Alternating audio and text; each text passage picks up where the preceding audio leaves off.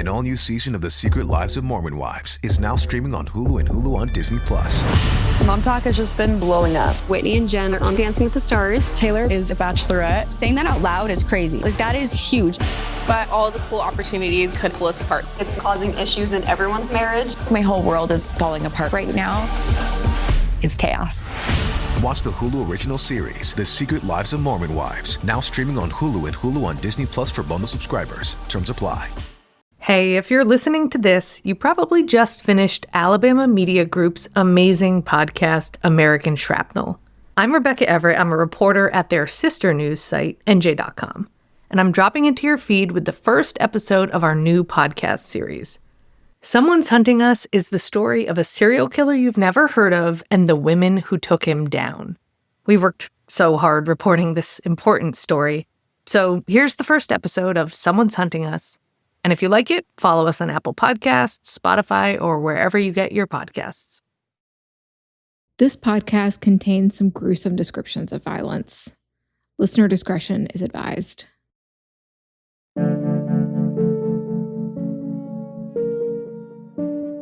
As soon as the cops identified Eric Rudolph as the prime suspect in 4 bombings in Georgia and Alabama, they started talking to his family and to old friends, to teachers and soldiers, and others they identified only as confidential informants.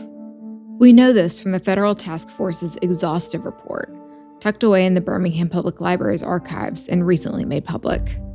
These people told the FBI how Rudolph's mom moved the family from North Carolina to Missouri when Eric was 18. They moved there to join a militant Christian identity preacher named Dan Gayman, who preached a whites-only gospel. A lot of what they told agents seemed extreme at the time, if not surprising. That Rudolph was prone to outbursts and was convinced the government was coming for his guns and ammo. One woman described how he stole an army rifle, an M-something, she said, while logging illegally in the woods near his Topton, North Carolina home. He buried it in the ground, presumably for later use. They said Rudolph was anti-vax, anti-government, anti-media, anti-everything, depending on the day. He hated Black people, Jewish people, women, anyone who told him what to do. They also just told him some weird stories. One guy told the feds Rudolph started having sex before most boys learned long division. Others said he grew pot like they'd never seen, gold in color, and so potent he could sell it for twice the going rate. Others said Rudolph demanded 2 things from women: be subservient and be fruitful. A special agent asked one of Rudolph's former girlfriends, Vicki Hawkins, if he was part of the Christian identity movement. But Hawkins told the agent she couldn't describe his rants word for word. So the agent read her a brief description of what Christian identity means. He said, Christian identity is a belief system that maintains that Aryans represent the true chosen people of Yahweh, or God, while Jews represent the biological spawn of Satan. Identity adherents believe that Satan's minions include the federal government, the mass media, U.S. banks, and homosexuals. Reckon what she said. I know what she said. She said, yeah, that sounds just like him.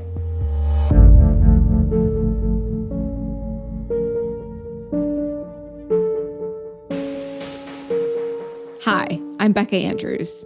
This episode of American Shrapnel tells how Eric Rudolph was drawn into a violent world of extremism. I'm John Archibald. It's also a story of how a lot of other people are sucked into the same kind of storm. This is Travis McAdam, who has studied militia movements at the Southern Poverty Law Center, describing the vortex of that tornado. So if you think of one of those way up in the clouds as it's forming, that's the big end of the funnel.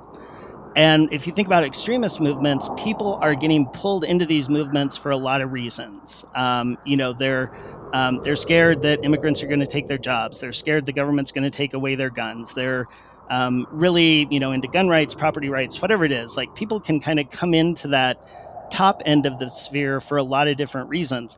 Now, a lot of people hang out there for a while and then kind of spin back into their daily lives and take some of these ideas with them. But for people who start to go down into the funnel cloud, what starts to happen is they start to adopt all of these conspiracy theories and the ideology, and that's how they view the world. The farther in you go and the farther immersed you get in all of this, What happens is out the other end pops a Timothy McVeigh, pops an Eric Rudolph, somebody who has absorbed all of that ideology, everything that goes with it, is into that worldview and is like, oh, we're already in a war. Like, most people just don't understand, but we're already in a war, and I'm going to go out and do something based on all of these ideas.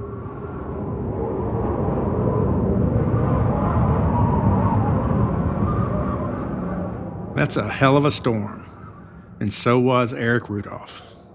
A lot of people have tried to describe Rudolph as some kind of mythical being, a folk hero, a Moses figure, if a hateful one, a lone wolf. But he's not particularly special. He killed innocent people because he leapt with both feet into white supremacist ideology. He didn't just pop up in a vacuum. He popped out of that funnel.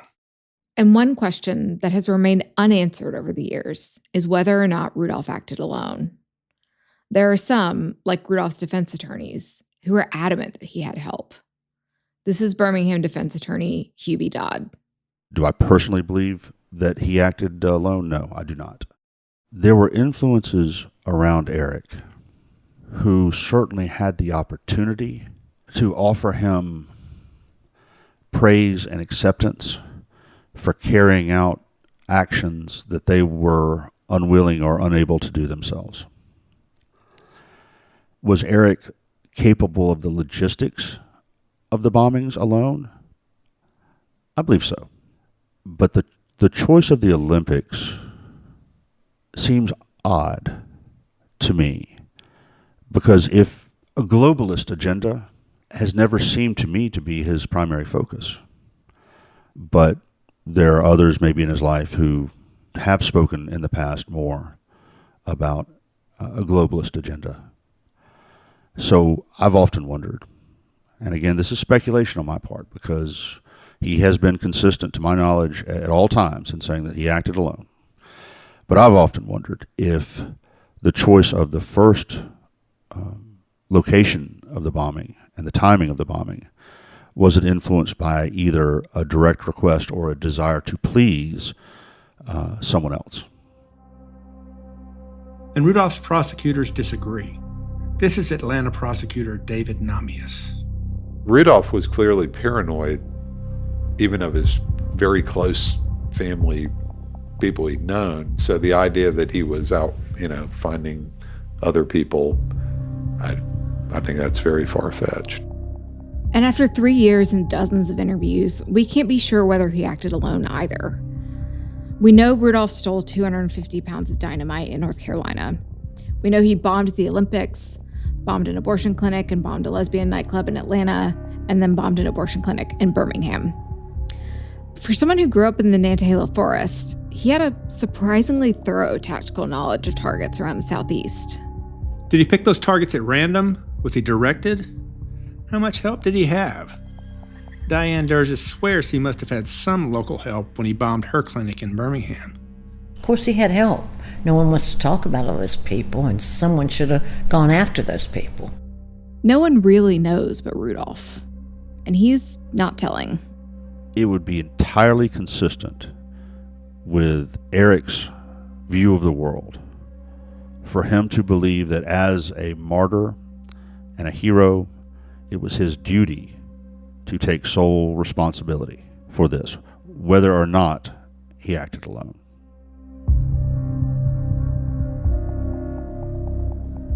But there are a lot of threads that suggest Rudolph was part of something bigger, that he wasn't just acting alone. His brother Daniel told the FBI that Rudolph had gone to Idaho and Montana for 6 months in early 1996 to meet with white supremacist groups like the Aryan Nations, the Order, and Christian identity leaders.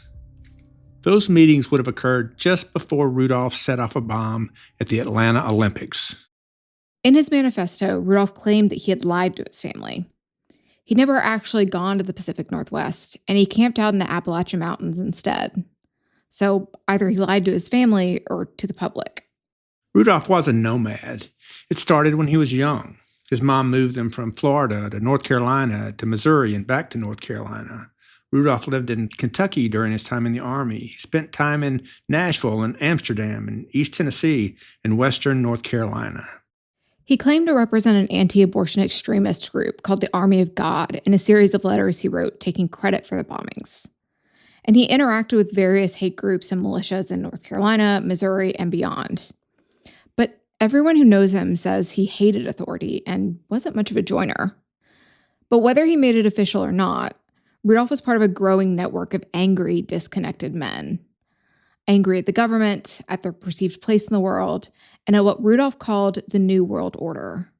The truth, and the feds knew it at the time, is that to understand how somebody like Rudolph gets sucked into that funnel cloud of violence, you have to go all the way back to the early 1980s, to a brazen armored car robbery on the other side of the country. You could go further than that, really, but why not start with the heist? Now, in every revolution, someone has to fire the first shot. Open the safe, now! Now! Let's go! It was July 19th, 1984. 12 members of the white supremacist militia called the Order, aka the Silent Brotherhood, drove 2 Ford trucks up a rise on Highway 20 in Northern California, north of the city of 10,000 Buddhas, a massive monastery. You have to have somebody to blame for your life. The Brotherhood was an offshoot of the Aryan nations that had turned to bank robberies and heists as a way to change the fortunes of the growing white nationalist movement. On this California day, it was a little after noon when, according to the Global Terrorism Database, 11 masked men with bandanas and a 12th dressed as a woman overtook an armored Brinks truck loaded with cash. There's a movie about it from 2024, aptly named The Order, starring Jude Law. Don't rob banks. Go, go, go! There's 6 steps in that book. The heist itself was true Hollywood stuff. Tires screeching in broad daylight, an arsenal that included an Uzi and a MAC-10 machine pistol, an AR-15 and a bunch more. They shot out the tires on the armored car, then held up a note, "Get out or die." War's begun. They're drawing too much attention. The driver got out, nobody died. Not there. The bandits tossed roofing nails on the road behind them to thwart any busybodies. They grabbed $3.6 million. It's more than $8 million in today's money. And they got away. How much they get? Let's go! 3.6 million. What does that buy? Buys an army. It's happening. 10 of those robbers would be caught and convicted. The leader, Bob Matthews, would die in a fire after a shootout with cops. The 12th, William Soderquist, rolled over on his pals and disappeared into witness protection. But not before the Order started spreading that money around. The bandits themselves got only $40,000 each in wages. The rest, more than $3 million, went to extremist groups across the country. The amounts came out in court testimony, and author Kathleen Belew broke down the distribution of the money well in her book, Bring the War Home. Huge sums went to Christian identity groups with beliefs like Rudolph's. Hundreds of thousands went to Robert Miles, a grand dragon in the Michigan KKK who liked to be called Pastor Bob.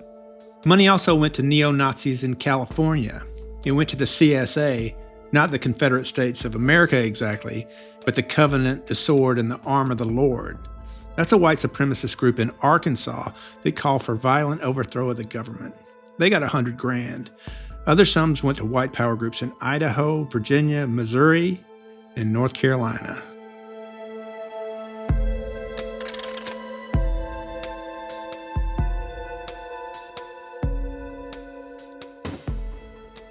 Let's go back to a time before the Order stole all that money, to the North Carolina Rudolph knew as a teenager. Something happened in North Carolina just before Rudolph's family moved there in 1981 that was central to the right-wing militia movement and to the region's role in it.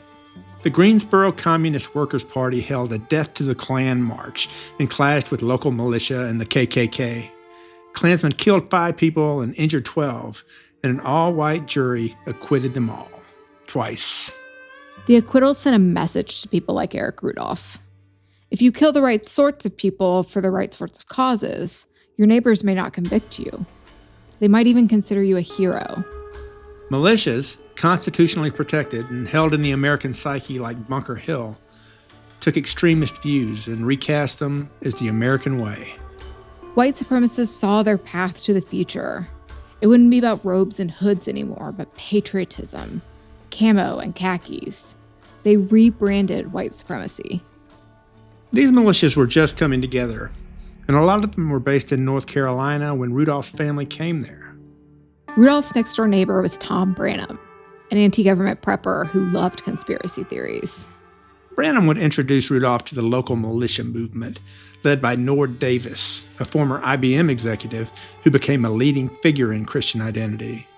Davis moved to North Carolina in the 70s and started preaching a gospel of sleeper cells and guerrilla warfare.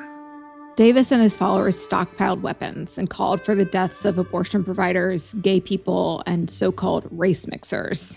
Branham also gave Rudolph books like Imperium, a 1948 antisemitic history that denied the existence of the Holocaust. It was dedicated to Adolf Hitler. Rudolph, before he dropped out of school, wrote a paper in an American history class that denied the Holocaust ever existed. Later, he would handwrite letters to friends calling himself Adolf Rudolph, King of the Mountains, and Der Fuhrer. Branham also turned Rudolph on to the Turner Diaries, a dystopian novel published in 1978 by a neo-Nazi named William Luther Pierce. Pierce imagined a future where America had fallen into a race war. He wrote that patriots would take up arms against the feds in a decentralized bombing campaign. The Turner Diaries described and inspired the kind of crimes committed by the Order. That group used the book as a model. It also inspired Timothy McVeigh to blow up the Murrah building and kill 168 people in Oklahoma City. As Kathleen Ballou pointed out, members of the Order visited Pierce in Virginia as they began to spread their stolen cash, to so-called patriots in North Carolina, and to people like Dan Gayman in Missouri. Shell City, Missouri, to be precise, to Gayman and his Church of Israel. Gayman was a big name in Christian identity and other white power movements. He would play a significant role in Rudolph's life. The Order sent $10,000 to Gayman's church about the same time Rudolph and his family moved there. That may not seem like a lot. It's $30,000 in today's money. But there was more coming. Ballou wrote that the Order planned to pass 50 times that much to Gayman, Pastor Bob Miles, and Louis Boehm. But they got caught. We'll get back to Boehm. When you hear words like Christian and church and Israel, don't think we're talking about Sunday school or Shabbat. Let's get that straight. The term Christian identity does not mean people who identify as Christian. It is an anti-Semitic, angry, apocalyptic offshoot of mainline Christianity. Dr. Alon Wilwicki has followed it from its roots. The Christian identity movement is essentially its own, it's like a combination theology, demonology sort of sect of Christianity. The basic tenets of it is that the people who we know of as Jewish people are not really the true Israelites, are not really the true descendants of God, the inhabitants of God's promise. It is the quote-unquote lost tribes of Israel. The 10 lost tribes of Israel migrated across Europe into and settled into the British Isles, and then eventually made their way to America. And those people are the true Israelites, the true inhabitants of God's promise, is the white Protestant male specifically. And Gayman called his racket the Church of Israel because he preached that white Christians, not Jews, are the true chosen children of God. The whole Christian identity movement had one core belief about Jews. And that premise is that Jews are the literal children of Satan. This belief is shockingly widespread among far-right hate groups. If you can convince people that any single group is literally the spawn of Satan, you can convince them to do just about anything. Rob banks and armored trucks, blow up federal buildings, kill politicians and reporters. You can make them feel called to do it in the same way some people feel called to preach. On its face, the Church of Israel seemed like the perfect fit for Rudolph when his mother moved the family to Missouri in 1984, when the compound was more boot camp than Bible camp. Paramilitary training was like Bible study at the Church of Israel, and Gayman hammered that loathing for the so-called mixing of races. We also are charged with being a racially devoted congregation, devoted to the purity of racial integrity. We dare not betray the blood of our ancestors on the altar of miscegenation. Eric apparently really impressed Gaiman there, and Gaiman hoped he would take a bigger role in the so-called church. It seemed like a match made in Gaiman's version of heaven. Rudolph even met the woman his lawyer describes as the love of his life. Her name was Joy, and she was a Christian Identity follower. Here's Rudolph's Birmingham lawyer, Richard Jaffe. They were in love for several years. She wanted Eric to commit to that life together. He was not willing to commit to something that he didn't believe in. And when he wouldn't and he refused, she broke up with him. Rudolph had some problems with the Church of Israel. He refused to refer to God as Yahweh, and Gaiman considered that blasphemy. Gaiman kicked the family out after Eric broke that rule in front of the congregation, so they returned to North Carolina. Joy ended up marrying another Christian Identity follower. She would die by suicide in her car, along with her 2 children. Rudolph kept a sweater Joy made him for a long time. He had it in those woods the years he was on the lam. Gaiman's church affected the Rudolph family for years. It sent cassette tapes of his sermons to family members, including Eric's brother Joel. Eric's former sister-in-law, Deborah Rudolph, said those tapes helped break up her marriage. Dan Gaiman, he was teaching this, the Bible is a history of the white race. You know, be a survivalist, carry weapons, be anti-government. You know what I'm saying? It was just... And they were sending all this propaganda in cassette tapes to my house. And Joel would play all this stuff, and I'd go, you got to get some headphones or something because I don't want to hear the shit. I don't want to hear it. It just gets drilled in your head, and it's just over. It's brainwashing. You know, that's exactly what it is. I said, I don't want to hear that.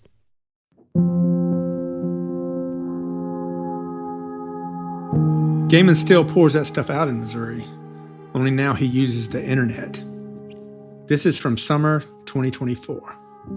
We have mocked God, and we have indulged, become intoxicated, inebriated, if you will, with mixing and diluting the blood of Anglo-Saxon America with every non-white race under heaven. We are inebriated and drunk with the idea of wrapping our arms around Pride Week, Pride Month, Pride Year, homosexuality, transgenderism, same-sex marriage, and every evil abomination under heaven. I think we should talk more about Gaiman and Missouri and Rudolph's experiences there. But if you want to know how all these groups fit together, the Klan, the Aryans, the Nazis, the Patriots, the militias, these so-called churches of this or that, we need to talk about that guy, Louis Boehm. A lot of Americans have probably never heard of this guy, but he was an angry Vietnam vet who became a hero and a spirit guide to hate groups and violent revolutionaries. They claim we are enemies of progress and of the state. We claim their new world order is anti-Christian, anti-Christ, and satanic. They claim we are religious fanatics and enemies of the state. We claim that their world order means an end to the Constitution and freedom. They say we are radicals and enemies of the state.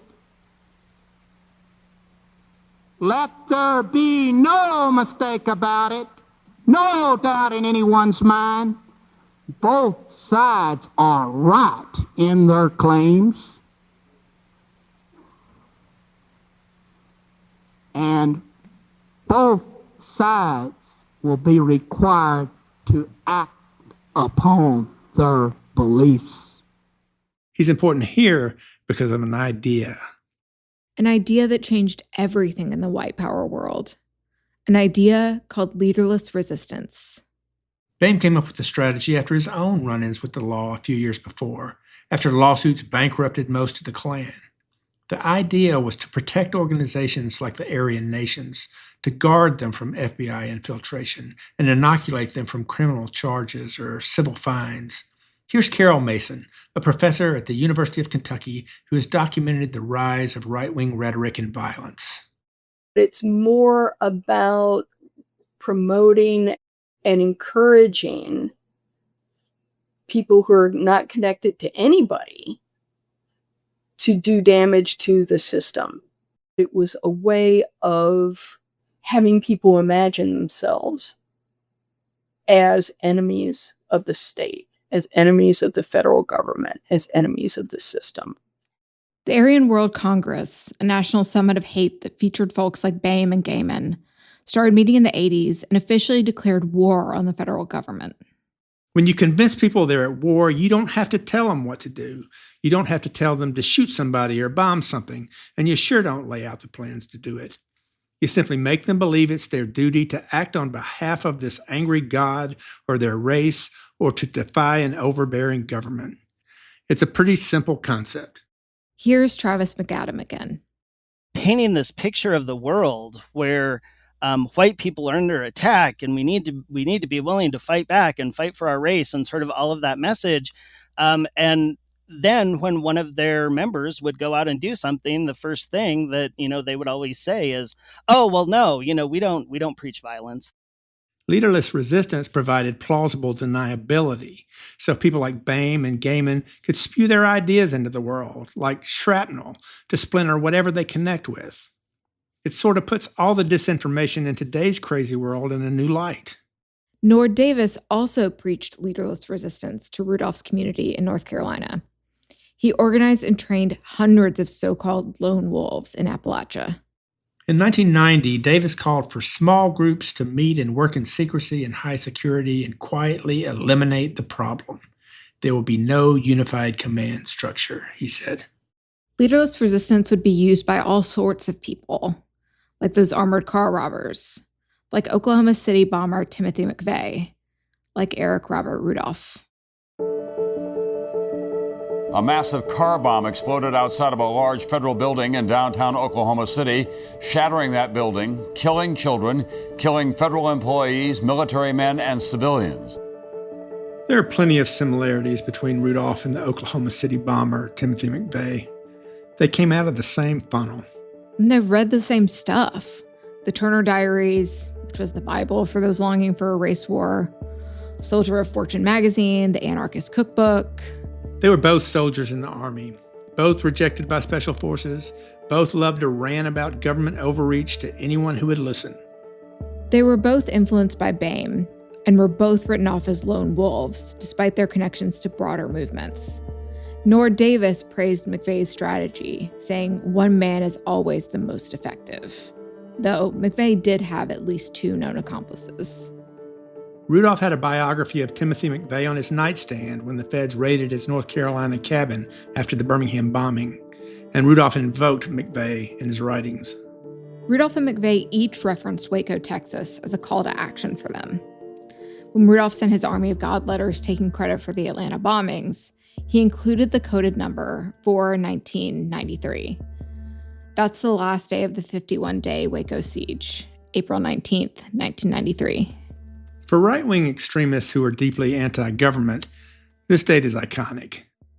Bob, what we have at this time are 4 dead federal agents, 1 dead cult member, and at least 14 people wounded. Probably the number of wounded will be higher than that. The cult is something called the Branch Davidians. They're an offshoot of the Seventh-day Adventists, and their compound is east of Waco, about 15 miles. There's about 75 members. Their leader is someone called Vernon Howell. He claims to be Christ, and the cult, we are told, is in possession of a virtual arsenal of weapons, including many AK-47s and AR-14 assault rifles. It would end up being 4 federal agents and 82 Branch Davidians dead that day, 24 of them children. After the feds launched tear gas, a fire started in the compound, which was why the death toll was so high.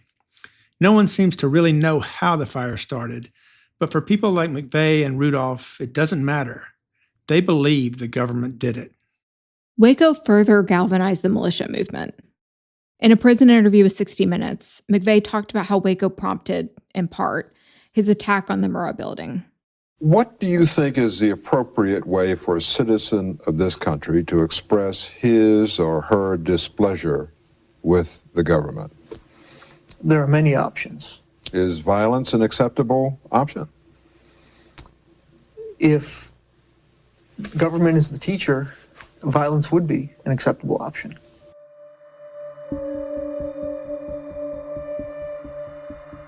Both McVeigh and Rudolph really seem to like this idea of being men of action, of doing something about their anger. In his manifesto, Rudolph expressed contempt for so-called professional patriots who are all talk and no action. Rudolph wrote this: "By the late 1980s, I saw the handwriting on the wall. America was doomed unless some radical solution was found very soon. Constitutional methods wouldn't work. No election or court decision would turn back the tide. Why? Because the problem that liberalism or socialism poses to any society is fundamental. Unlike the majority of patriots and conservatives who were content to see America gradually collapse, I gravitated toward that militant minority who wanted to confront the liberal regime with force. At the time, it was irrelevant to me which particular issue, taxes, abortion, gun rights, ended up being the spark that ignited this revolution. This was a war between two entirely different worldviews, not just a policy dispute over one or two issues." And the explosions followed.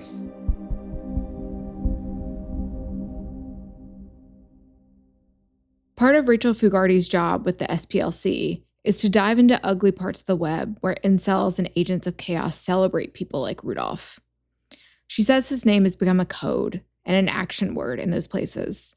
He's become a sort of influencer in the extremist world. She noticed something alarming in the lead up to the 2024 Olympics. Today, Eric Rudolph, his name continues to appear on darker online forums and communities where racism and misogyny and extremism kind of run rampant and unchecked. And his name is often used as a verb, for example, do a Rudolph, as a way to encourage and discuss violence. And with the Olympics this summer, I saw a number of misogynist incels reflecting on his attack and expressing their hope that someone else would target this year's Olympics, and some users putting together propaganda videos celebrating him. His attorney, Hubie Dodd, says that's what Rudolph would have wanted. I believe Eric wanted to be an inspiration. I believe that Eric, in his mind, wanted to inspire further acts of rebellion, ultimately leading to, and I think he would have preferred bloodless, but if necessary, bloody overthrow of the current government so that one that was more righteous could be put in its place. And he believed that warfare was the best way. It's certainly the way that he could be most effective.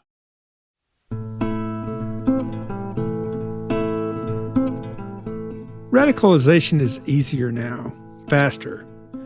Back in Rudolph's day, before we all knew each other's every move with a few taps on a screen, propaganda was distributed through the mail. Rudolph described secret newsletters, which arrived in plain brown envelopes from places like Arkansas and Arizona. They don't need those anymore. They have social media and the dark web and stuff that passes for news on cable. It's easier to get caught up in the funnel cloud. Here's Carol Mason again. I think it's remarkable that Rudolph is often not spoken about in the history of the white power movement or in the history of the militia movement. I found one quotation from a member of the order who was imprisoned, and he said if there were more Eric Rudolphs and more orders, the system would really have a hard time.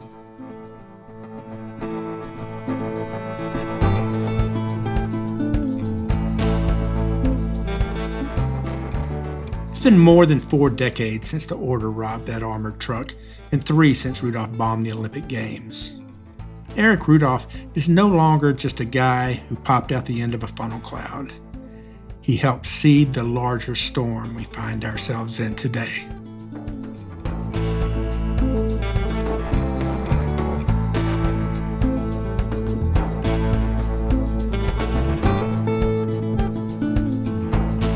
American Shrapnel is a production of Alabama Media Group.